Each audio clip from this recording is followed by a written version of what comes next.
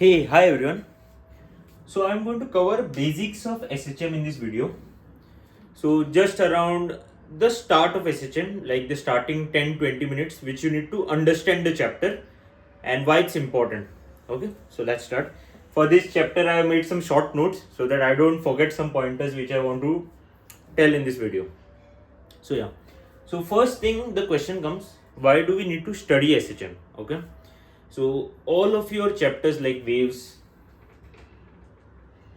wave optics, uh, your alternating currents, and which chapters, wave optics, alternating current, sound waves, all these are SHM, right? So what is a wave? Wave, like we'll cover it later, but wave is like this, right? Sinusoidal wave.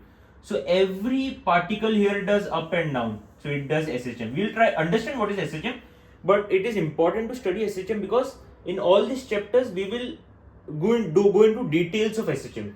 So having this as a chapter is important. Okay. Now again, is SHM a difficult chapter? No. SHM is just force. It's just normal like previous physics that we learned, speed, velocity. That is SHM actually. Just that why is it made a separate chapter? It is made a separate chapter so that we can focus on the importance of it, and since it will be used in later on chapters, it's a foundation. So that is why it is made as a separate chapter. Now as I will explain what SHM is, you will understand that ये तो kinematics ही है, बस इसका एक अलग chapter बनाया गया है. ओके, सो या let's try to understand some types of motion, okay, so that we can get a better feel of what SHM is. So periodic motion, right? What is a periodic motion? Fixed path in fixed intervals of time, right? So when you repeat a path in fixed interval of time, it's periodic motion. So if there is a circle, you come uniform circular motion, you reach the fixed path is fixed, right? Fixed path in fixed intervals of time, this is periodic motion. Then there is a, suppose now there is a pendulum also up and down, to and fro motion, right? Now there is a, suppose there is some slider like this object is doing up and down, this is to and fro motion. So periodic motion is where you have a repeating path in fixed intervals of time. Now another sub part of periodic motion is to and fro motion. To and fro motion is oscillatory motion. So एक periodic motion के ही एक सब part को लिया है और उसको नाम लिया है as oscillatory motion. So wherever there is to and fro motion, it's oscillatory motion. Now comes the question: is all periodic motion oscillatory motion? Yes, no. It's a no, right? Because uniform circular motion is periodic, but this is not to and fro. So all periodic is not oscillatory. This could be a question, true or false, right? Oscillatory motion. Is all oscillatory motion periodic motion? Every to and fro motion is oscillatory motion. Is all oscillatory periodic? Yes, only if there is no loss of energy. Yes, only if no loss of energy. So whenever there is a loss of energy, there is something known as damping oscillation. We can study it later on. But वही है कि all oscillatory motion are periodic unless there is some loss of energy. Because if there is loss of energy, this particle won't travel a repeating path, right? It will first travel this much, then it will travel this much, right? Yeah. So this is the basic periodic motion, oscillatory motion. Oscillatory motion is a subpart of periodic motion. Okay. Now one more example. This is a spring. This is a block of mass m. You pull it. This is again to and fro motion, right? You go back front, go back front. So this is periodic as well as oscillatory motion, to and fro motion, right? So yeah, so some physicists came and he told that oscillatory motion, if there is a oscillatory motion, it will be a type of equation f is equal to minus k x raised to power n, where n is equal to 1, 3, 5 odd numbers. Okay. Now you might be a question, यार ये इसने ऐसा क्यों रखा equation? Okay, I also don't know the answer for it, but yeah, oscillatory motion है तो किसी ने बोला है कि इस टाइप के फॉर्मेट में इक्वेशन होगा, f is equal to minus K X raise to power n. Okay, so yeah, this was the first part of it, first small part. So why is SHM important? Periodic motion से oscillatory motion का ये एक equation का format है, right? Till now we have not come at SHM. So what is SHM? So when n is equal to 1, when it's a oscillatory motion and n is equal to 1, equation f is equal to minus kx, this is SHM. This is simple harmonic motion. Okay, so oscillatory motion का एक special part है SHM जिसमें n is equal to 1 रहता है, f is equal to minus K X. I hope this gives some clarity. Will go ahead to the next part.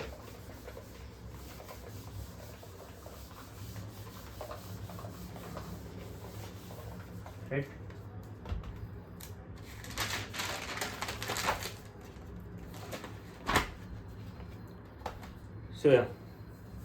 सो अभी हम लोग समझते हैं. ओके, सपोज देयर इज अ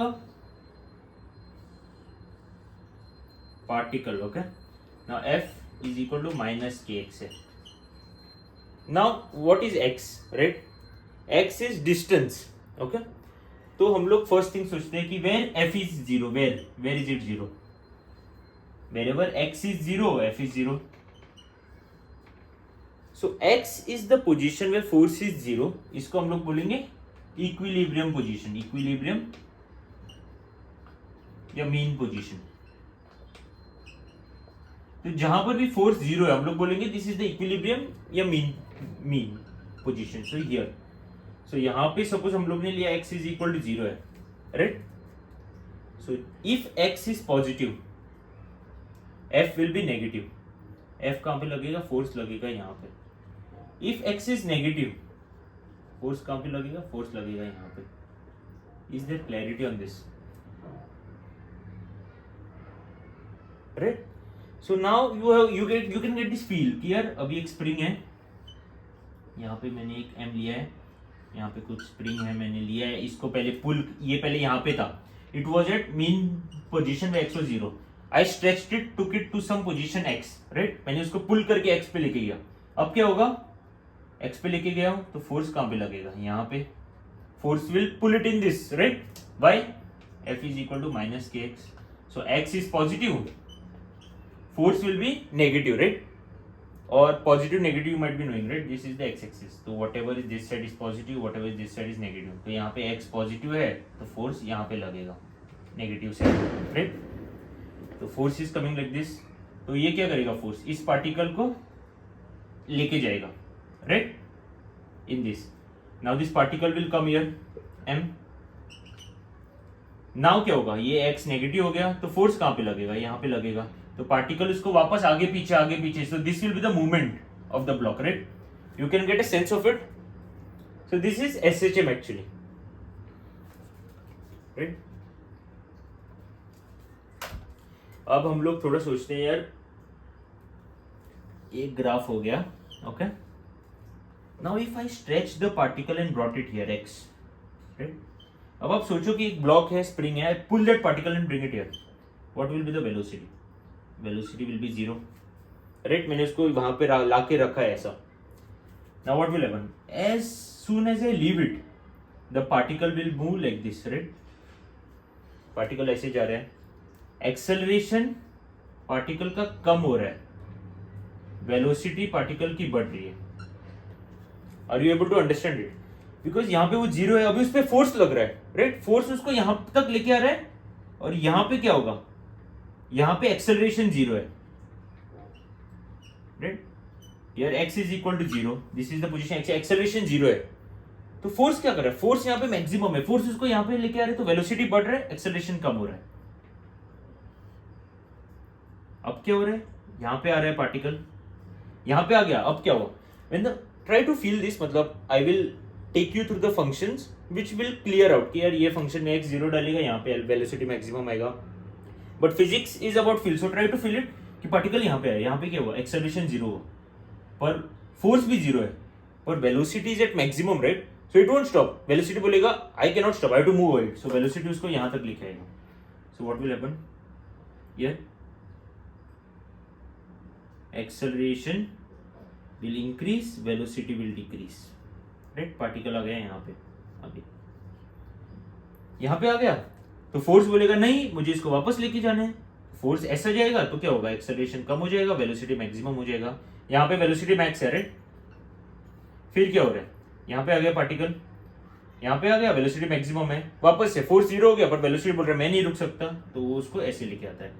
यहाँ पे acceleration increases, velocity decreases. Right, try to, मतलब it could be difficult in your first go, but try to get a feel of it कि why is the all the equations like this, acceleration going down, velocity going up, acceleration going down, velocity going up, acceleration going up, velocity going down. Right, यहाँ पे force maximum, यहाँ पे force zero, तो यहाँ पे acceleration भी maximum.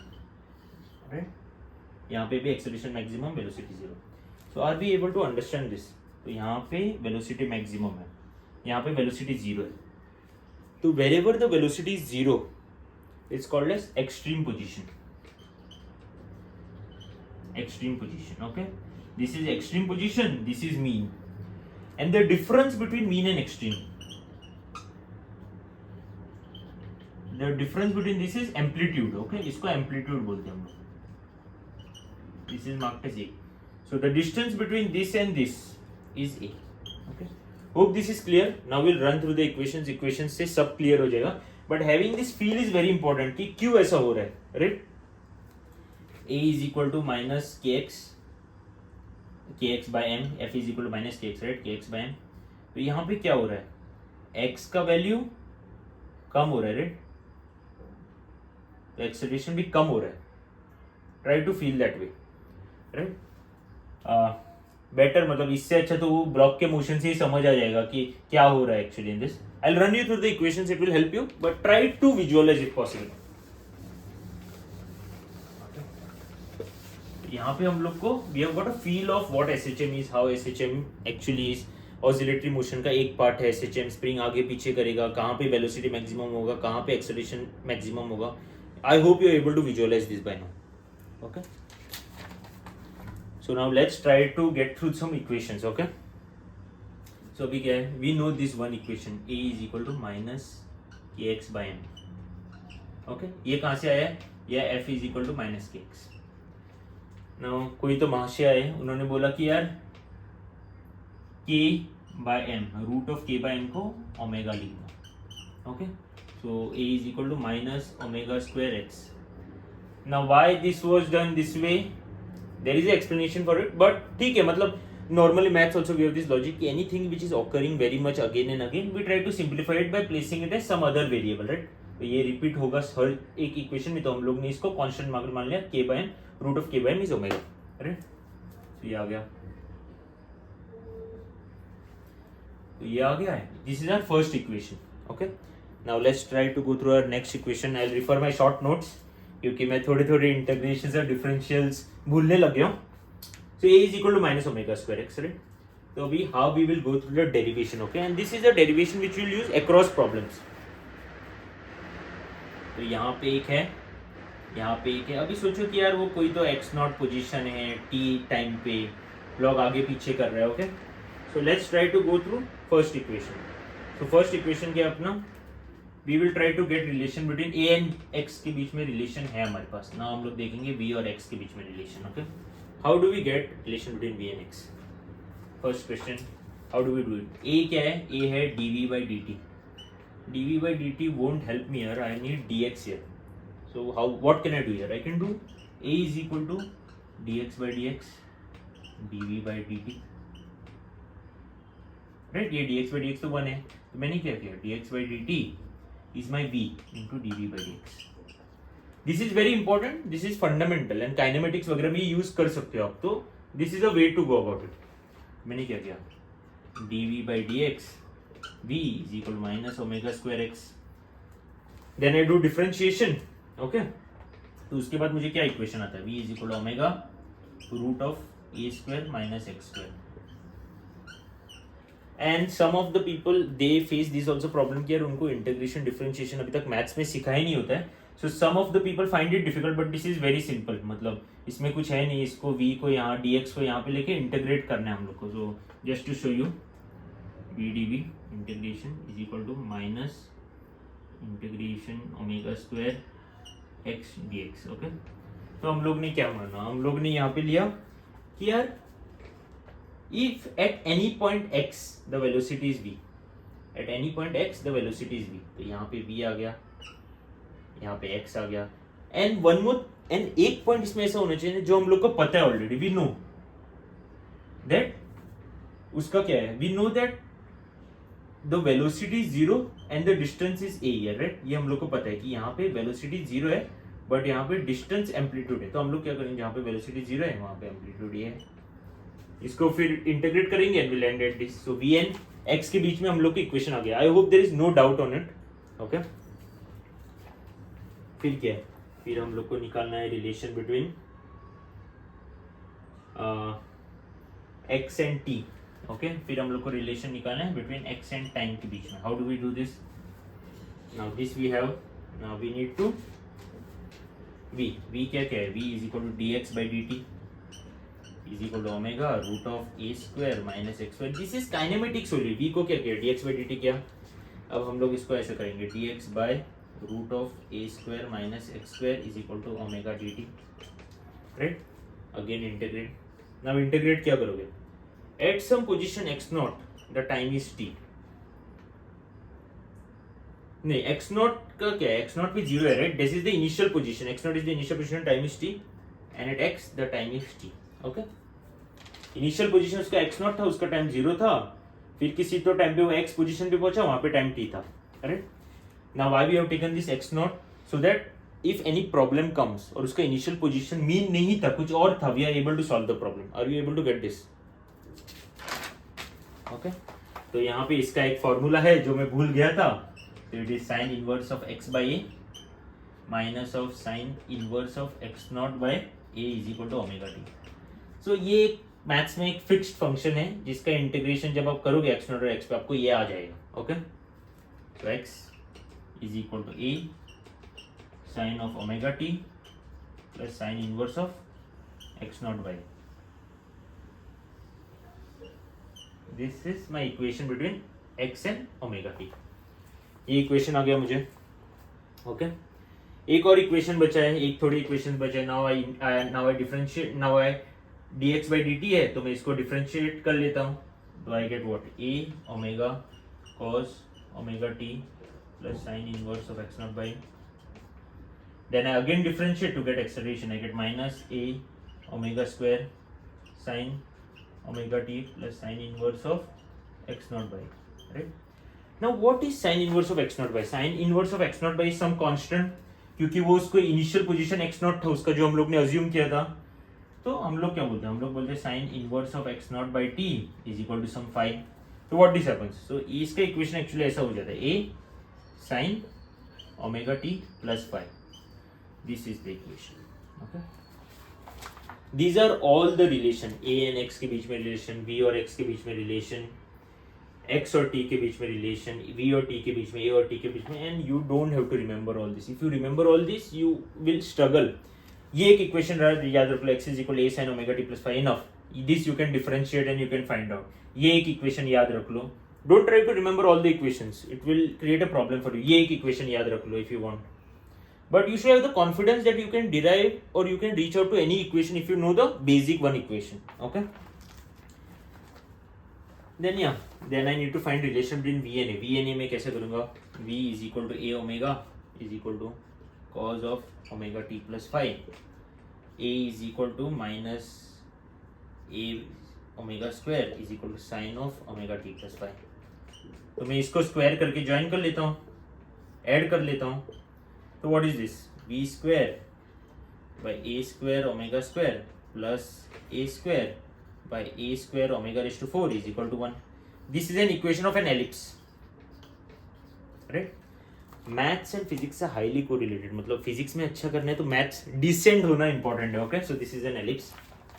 So yeah this is the basics and you are able to get all the equations using the basic equations, right. Now तुम इस इक्वेशन में कुछ भी डाल के चेक कर सकते हो v, ओके v। अभी हम लोग को question, I am not able to understand intuition and I put here v। तो x अगर a है तो v क्या है, x is equal to v is equal to 0, right. I am able to answer this question. तो मुझे clear हो गया यहाँ पे, तो भाई v 0 ही है, यहाँ पे क्या है, x इज इक्वल टू 0 पे v मैक्सिमम होगा, राइट। तो I am able to answer all the questions using equations if I want to, but आना तो इंट्यूशन से ही चाहिए। सो या f is equal to minus kx। What is f is equal to minus kx? f is equal to minus kx, इसके बहुत सारे SHM equations हो सकते हैं, राइट। अगर उसका x नॉट चेंज हो गया, इसका x नॉट यहाँ पर है, किसी का x नॉट वहां पर है, किसी का एम्पलीट्यूड अलग है, amplitude depends on initial energy, x naught depends on initial position, right. So ये इक्वेशन के काफी सारे SHMs हो सकते हैं। Try to think this is a generalised equations, and आप एक स्प्रिंग को यहां से छोड़ रहे हो, एक स्प्रिंग को यहां से छोड़ रहे हो, बहुत सारे इक्वेशंस बन सकते हैं। This is a fixed equation, तो जहां पर आपका x नॉट फिक्स है, हमने बोल लिया कि यार x naught is this and initial amplitude मैंने इतने से खींचा है, तो this is your fixed equation for one SHM। इसके बहुत सारे SHMs बन सकते हैं। Hopefully this is clear, your basic of SHM is clear. Now इसमें बस प्रॉब्लम सॉल्व करने, and yes that's it. Thank you guys. या